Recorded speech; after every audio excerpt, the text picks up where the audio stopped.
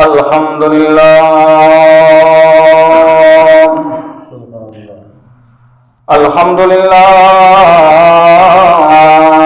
رب العالمين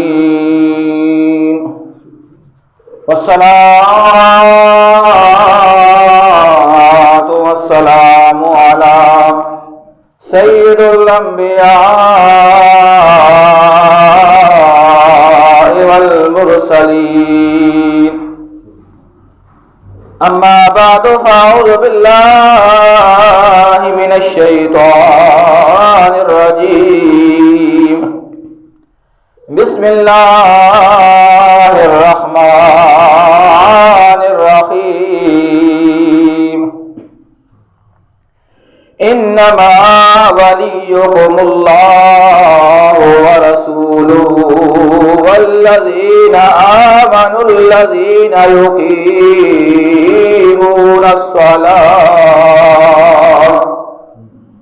يقيمون الصلاة ويؤتون الزكاة وهم راكعون.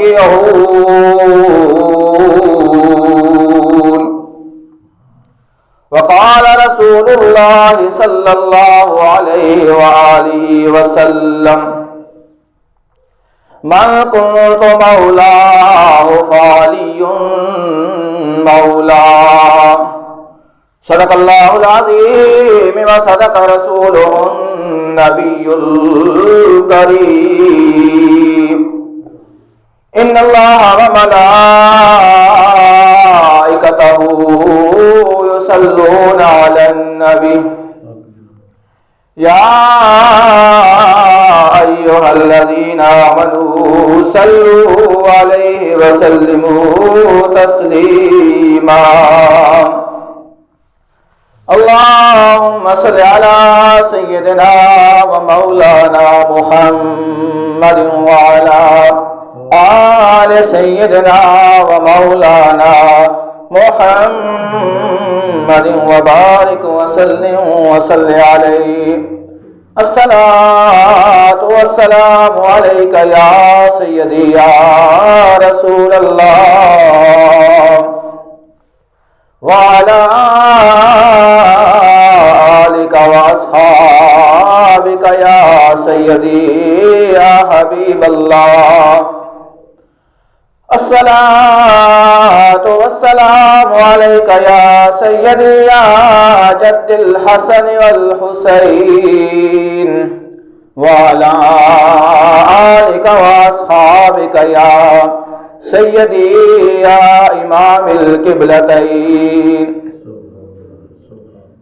مولاي صل وسلم دائما أبدا على حبيبك خير الخلق كلهم.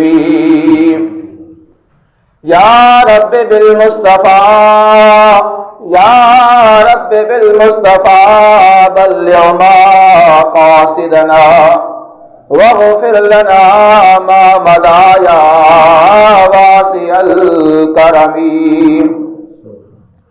مولاي صل وسلم دائما أبدا على حبيبك خير الخلق كلهم.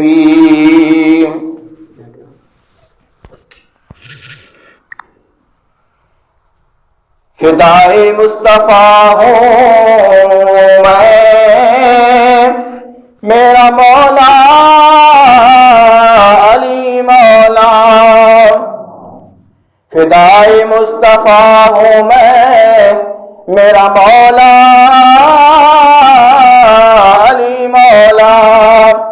نثار مرتضیٰ ہوں میں میرا مولا علی مولا. زمین پہ آسمانوں میں یہی تو نام چلتا ہے. علی اعظم علی شافی علی اعلی علی مولا. کہا من کنت مولا جب پیغمبر نے صحابہ سے. زمین بولی فلک مولا علی مولا علی مولا۔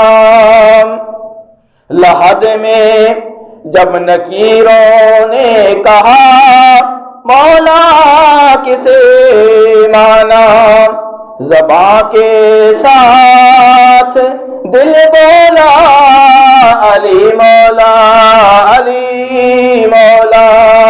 فدائے مصطفیٰ ہوں میں، میرا مولا علی مولا۔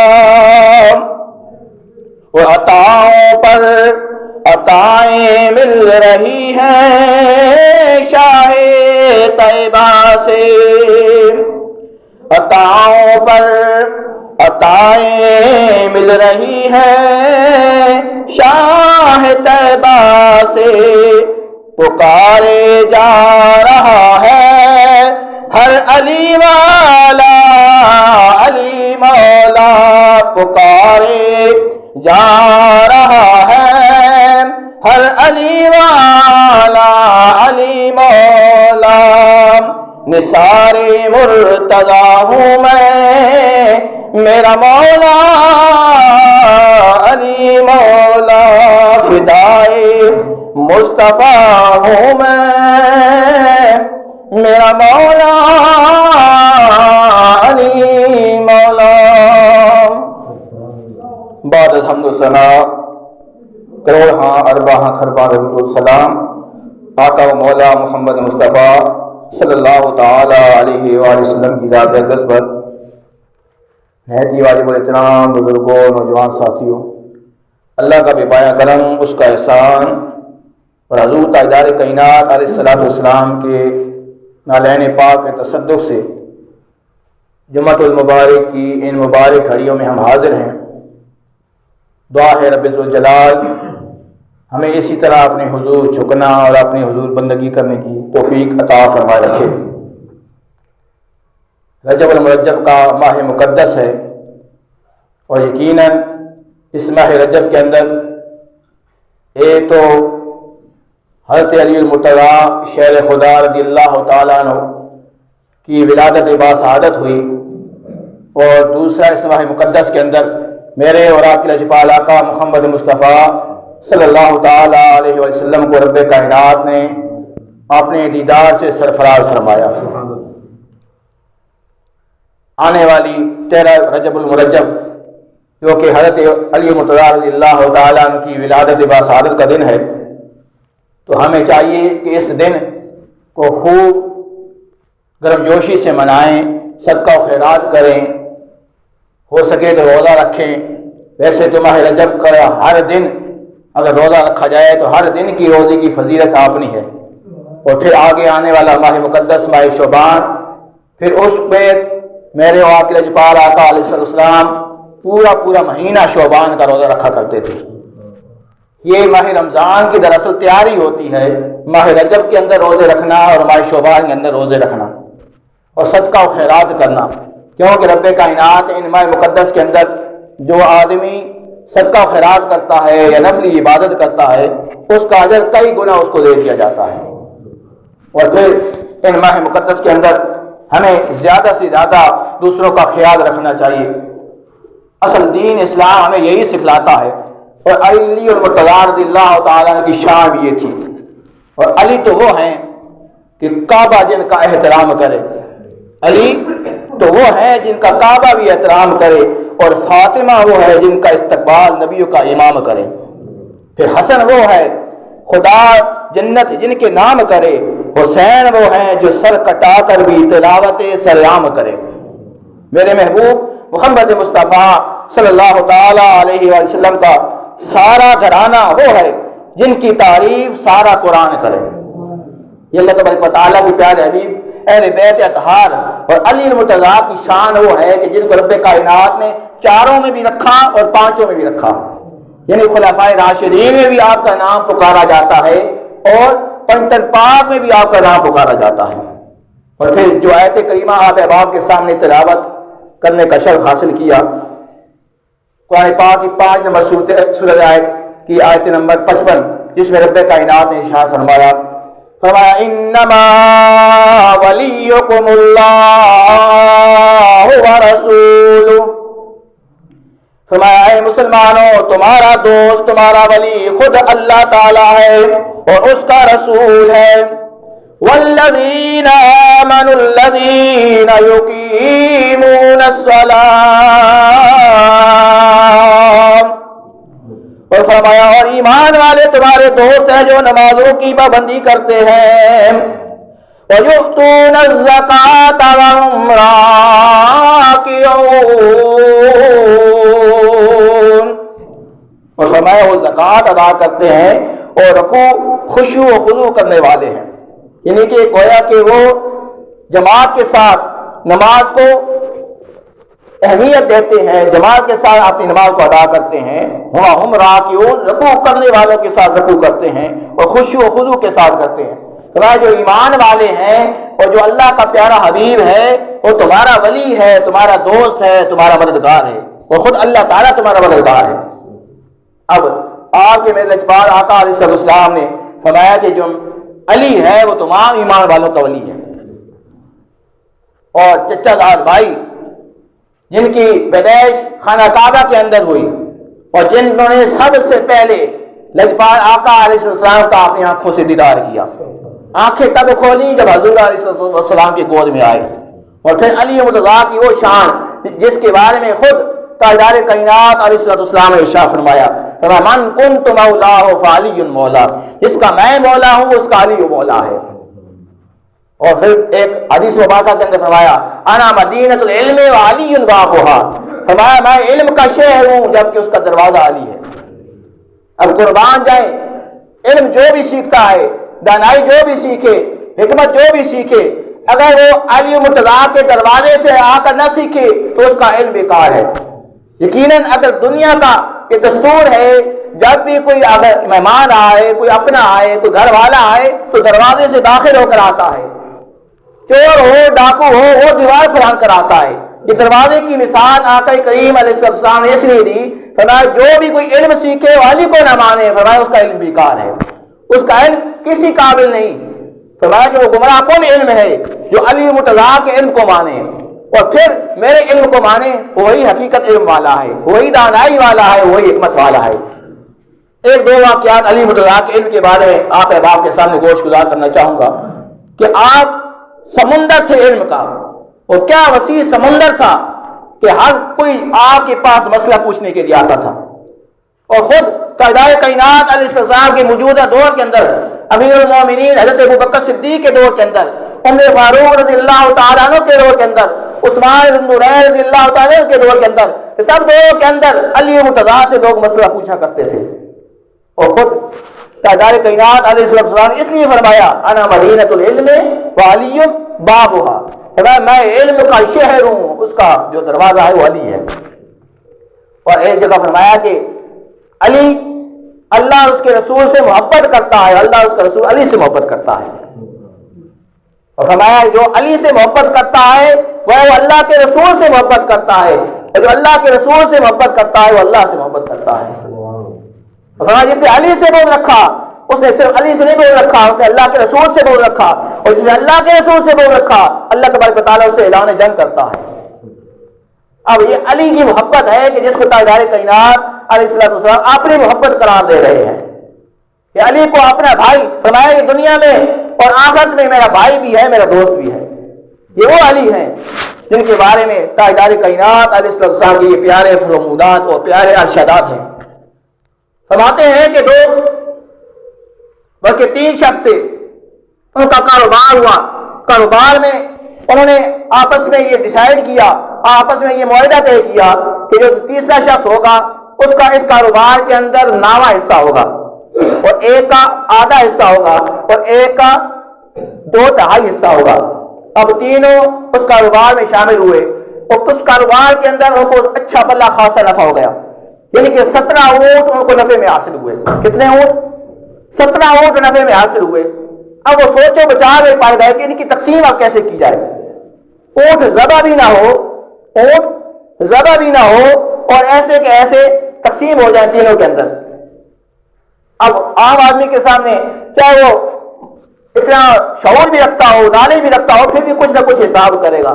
لیکن قربان جائے جب یہ مسئلہ مولا کائنات حضرت علی مرتضیٰ رضی اللہ تعالیٰ کے سامنے پیش کیا گیا تو آپ مسکرا دیے. قربان جائیں ایک ہی لمحے یہ مسئلہ حل فرما دیا. فرمایا سارے اونٹوں کو قطاروں میں کھڑا کر دیا جائے، سارے اونٹوں کو 17 کے 17 اونٹ کو قطاروں میں کھڑا کر دیا جائے، اور اپنے غلام کو کہا جا اپنا ایک اونٹ لے کے آ اور اپنا اونٹ بھی اس قطار میں شامل کر دے. اب حیرت بات ہے 17 اونٹ ہیں، اپنا اونٹ بھی اس میں شامل کر دیا، 18 اونٹ ہو گئے. اب اس کا سمپل حل تھا کہ جس کا آدھا مال تھا جو کہتا ہے کہ آدھا مال میرا بنتا ہے، فرمایا کہ تمہارا آدھا کتنا ہے؟ 9 اونٹ بنتے ہیں، 18 اونٹ ہو گئے، اب 9 اونٹ آپ نے لے لے. وہ خوشی بخوشی اس نے 9 اونٹ لے لیے، اس کا آدھا مال تھا. اب 2 تہائی والا تھا، اس نے کہا کہ میرا 2 تہائی حصہ بنتا ہے. بقایا کتنے اونٹ بچ گئے؟ 9 اونٹ بچ گئے. ہمارے 2 تہائی کتنے بنتے ہیں؟ 6 اونٹ بچتے ہیں. 9 میں سے 6 اونٹ 2 تہائی بنتے ہیں، اپنے 6 اونٹ تو بھی لے لے. اس نے بھی اپنی خوشی سے 6 اونٹ لے لیے. فرمایا اب تمہارا نامہ حصہ تھا، نامہ حصہ کتنا بنتا ہے؟ 2 اونٹ بنتے ہیں، اپنے 2 اونٹ تو نکال لے. بقایا 1 اونٹ اپنا لے لیا واپس. یہ تقسیم کی کہ اپنا اونٹ شامل کر کے پھر دوبارہ لے لیا اور ان کے اندر تقسیم بھی کر دیا. اگر دوسری طرح تقسیم ہوتی تو یقیناً وہ ذبح کر کے یا کسی اور طریقے کے ساتھ تقسیم بنتی تھی. آپ نے میتھمیٹک کے حساب سے، حساب کے حساب سے اتنا آسانی کے ساتھ حل فرما دیا کہ وہ خوشی بخوشی راضی بھی ہو گئے اور اونٹ بھی ذبح نہیں ہوا. اس میں کہ کئی واقعات آتے ہیں. ہمارے 2 آدمی جا رہے تھے راستے میں، ایک کے پاس 3 روٹیاں تھیں. کتنی روٹیاں؟ 3 روٹیاں تھیں، اور ایک کے پاس 5 روٹیاں تھیں. ٹوٹل 8 روٹیاں تھیں. اب انہوں نے چاہا کہ راستے میں جب بھی کھانے کا وقت ہوگا، آرام کا وقت ہوگا، ہم یہ کھانا تناول فرما لیں گے، کھانا کھا لیں گے. اب ہوا کچھ ایسے کہ راستے میں جا رہے تھے کہ ایک اور مہمان آپ کے ساتھ شامل ہو گیا، ایک اور مسافر آپ کے ساتھ شامل ہو گیا. اب جب راستے میں آرام کیا، کھانے کا وقت آیا تو اس مسافر کے پاس تو روٹیاں نہیں تھیں، ان لوگوں کے پاس ایک کے پاس 5 اور ایک کے پاس 3 روٹیاں تھیں. وہ سب کھانے کے لیے بیٹھے تو اس کو بھی دعوت دی، وہ مہمان بھی شامل ہو گیا، وہ مسافر بھی شامل ہو گیا. سب تینوں نے مل کے روٹیاں کھائیں. کھا کے جب فارغ ہوئے تو اس مسافر نے، اس مہمان نے اپنی جیب سے 8 دینار نکالے. کتنے دینار نکالے؟ 8 دینار نکالے اور ان کے حوالے کر دیے. اب وہ اپنا راستہ اس نے لے لیا، ان سے جدا ہو گیا. اب اس دیناروں پر لڑائی جھگڑا شروع ہو گیا. 5 روٹیاں والا کہتا ہے کہ 5 دینار میرے ہیں اور 3 دینار تیرے ہیں. اس نے اپنے حساب سے کہا کہ 5 روٹیاں میری تھی تو 5 دینار میرے بنتے ہیں، 3 روٹیاں تیری تھی، 3 دینار تیرے بنتے ہیں. اس نے کہا نہیں، حق کا فیصلہ ہونا چاہیے، آدھے آدھے ہونے چاہیے. فرمایا تمہارا بھی وہ مہمان تھا، میرا بھی وہ مہمان تھا. فرمایا تمہاری روٹیاں کام تھی لہذا تم اتنے دینار لے لو. فرمایا نہیں. بحث و مباحثہ شروع ہوا. آخر کار یہ مسئلہ بھی مولا کائنات حضرت علی مرتضیٰ کے پاس پیش ہو گیا.